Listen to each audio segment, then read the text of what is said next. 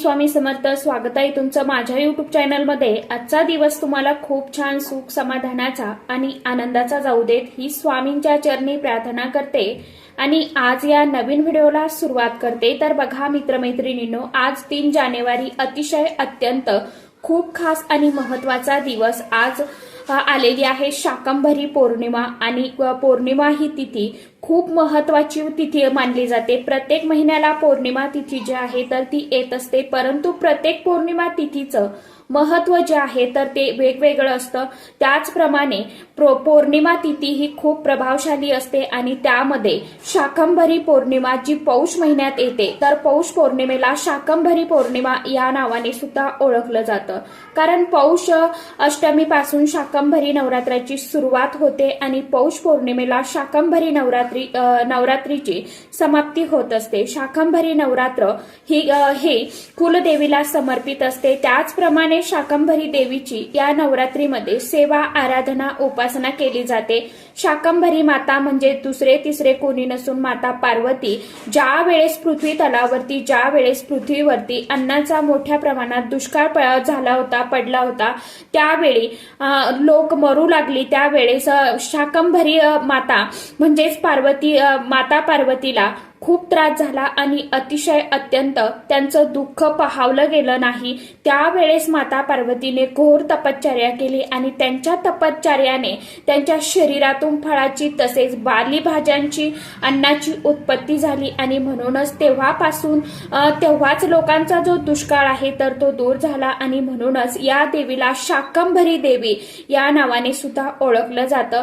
त्याचप्रमाणे माता पार्वतीचेच रूप आहे शाकंभरी मातेची नवरात्र हे खूप प्रभावशाली नवरात्र असते. ज्याप्रमाणे शारदीय आणि चैत्र नवरात्रीला आपण आपल्या कुलदेवीची सेवा करतो, त्याचप्रमाणे शाकंभरी नवरात्रीमध्ये देखील आपण आपल्या कुलदेवीची मनोभावे सेवा करायला हवी. याने आपल्या कुल स्वामिनीचा आशीर्वाद आपल्याला प्राप्त होत असतो आणि आपल्या सांसारिक जीवनाच्या ज्या काही अडचणी आहेत तर त्या दूर होतात. कुलदेवी आपल्या कुळाचा उद्धार करणारी असते, तीच आपल्या कुळाचं रक्षण करणारी असते. त्याचप्रमाणे आपल्या कुळाची प्रगती होऊ देत असते आणि तिचा अखंड कृपा आशीर्वाद ज्या घरावरती आहे त्या घरामध्ये कधीही कितीही संकट आले तरी ते संकट जास्त काळ टिकून राहत नाही किंवा संकट जे आहेत तर ती येत देखील नाही. आज शाकंभरी पौर्णिमा आहे आणि आपल्याला पौर्णिमेच्या दिवशी काही वस्तू ज्या आहेत तर त्या कापुरासोबत जाळायच्या आहे. आता कोणत्या वस्तू आपल्याला कापुरासोबत जाळायच्या आहे, कशा पद्धतीने जाळायच्या आहे याविषयीची संपूर्ण माहिती आजच्या या नवीन व्हिडिओमध्ये मी तुमच्या बरोबर शेअर करणार आहे. त्यामुळे तुम्ही हा व्हिडिओ स्किप न करता शेवटपर्यंत नक्की बघा. चॅनलवरती तुम्ही जर हा व्हिडिओ पहिल्यांदा बघत असाल तर चॅनलला आवर्जून सबस्क्राईब करा आणि असेच नवनवीन माहितीपूर्ण व्हिडिओ बघण्यासाठी समोरील बेल आयकॉनलाही प्रेस करा. त्यामुळे काय होईल, जेव्हा कधी मी नवीन व्हिडिओ अपलोड करेल तर सर्वात अगोदर त्याचं नोटिफिकेशन तुम्हाला मिळेल आणि तुम्ही एकही व्हिडिओ मिस करणार नाही. तर बघा मित्रमैत्रिणींनो, शाकंभरी पौर्णिमेच्या दिवशी आपल्या घरामध्ये असलेली जी काही नकारात्मक ऊर्जा असते बघा, कधी कधी आपण खूप कष्ट मेहनत करतो, परंतु हे देखील हवं तसं यश जे आहे तर ते आपल्याला मिळत नाही किंवा कुठल्याच गोष्टीमध्ये आपल्याला यश मिळत नाही, आपली प्रगती होत नाही, सतत अपयश येतं, घराची प्रगती होत नाही, आपली जी काही कामं आहेत तर ती रखडतात, पैसा येतो परंतु तो टिकत नाही, घरामध्ये छोट्या मोठ्या गोष्टीने वाद होत राहतात, घराची प्रगती होत नाही, घरामध्ये सतत दुःख, दारिद्र्य, गरिबी, आजारपण यासारख्या गोष्टी चालू असतात आणि कितीही आनंदाचं वातावरण असलं तरीही अगदी काही क्षणातच दुःख नक्कीच आपल्याला बघायला मिळतं. असं तुमच्या बाबतीत होत आहे का?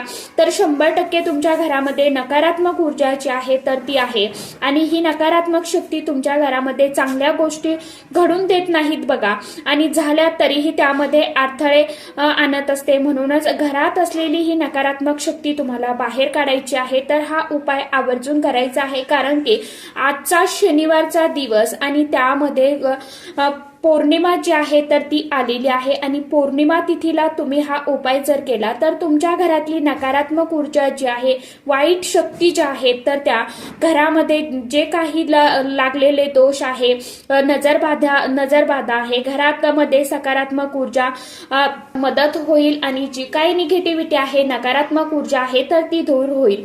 सकारात्मक ऊर्जा माता लक्ष्मी, कुल स्वामिनी मातेचा अखंड कृपा आशीर्वाद राहील. काय करायचं आहे बघा. आजच्या दिवशी पौर्णिमा आलेली आहे आणि पौष पौर्णिमा खूप प्रभावी असते. तसंही पौष महिना भगवान सूर्यनारायण देवांना समर्पित असतो.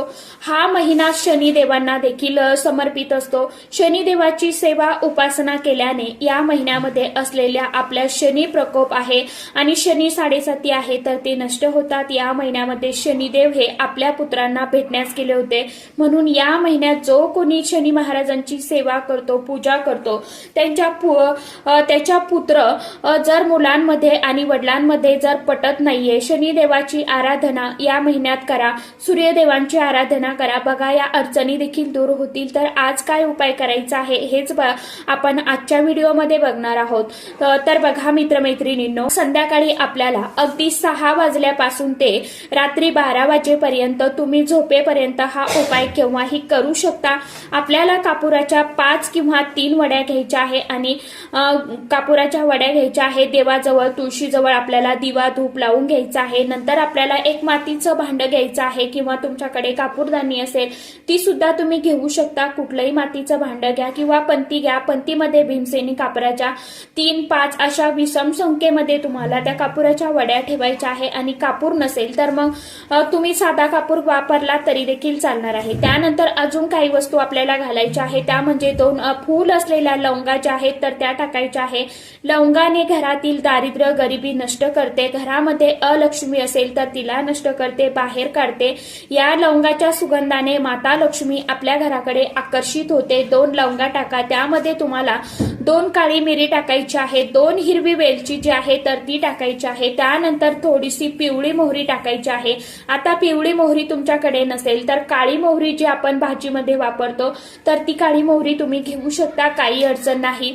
या सर्व वस्तू तुम्हाला हातामध्ये घ्यायच्या आहे. थोडेसे काळे तीळ जे आहेत तर ते सुद्धा घ्यायचे आहे आणि तुमच्या घरावरून तुम्हाला ओवाळून घ्यायचे आहे. संपूर्ण घराला आपल्या कोपऱ्याला टच करायचं आहे. नंतर आपल्याला आपल्या मेन दरवाजाजवळ यायचं आहे. दरवाजावरून ह्या वस्तू ओवाळून घ्यायच्या आणि दारात यायचं. बाहेरून आत आपल्याला बघायचं आहे आणि समोर आपल्याला दारासमोर उभं राहायचं आहे आणि उंबरठ्यावरती आपल्याला ह्या सर्व वस्तू ज्या आहेत तर त्या कापुरामध्ये टाकायच्या. 7 वेळा दरवाजावरून ओवाळून घ्यायचं आणि नंतर त्या कापुरामध्ये आपल्याला टाकायचं आहे. प्रज्वलित करायचं आहे आणि माता लक्ष्मीचं स्मरण करायचं आहे की माझ्या घरामध्ये जी काही निगेटिव्हिटी आहे, नकारात्मक ऊर्जा आहे तर ती बाहेर निघून गेलेली आहे. माझ्या घरातलं दारिद्र्य संपलेलं आहे आणि माझ्या घरामध्ये सकारात्मक ऊर्जा येत आहे. माझ्या घराकडे माता लक्ष्मी आकर्षित होत आहे.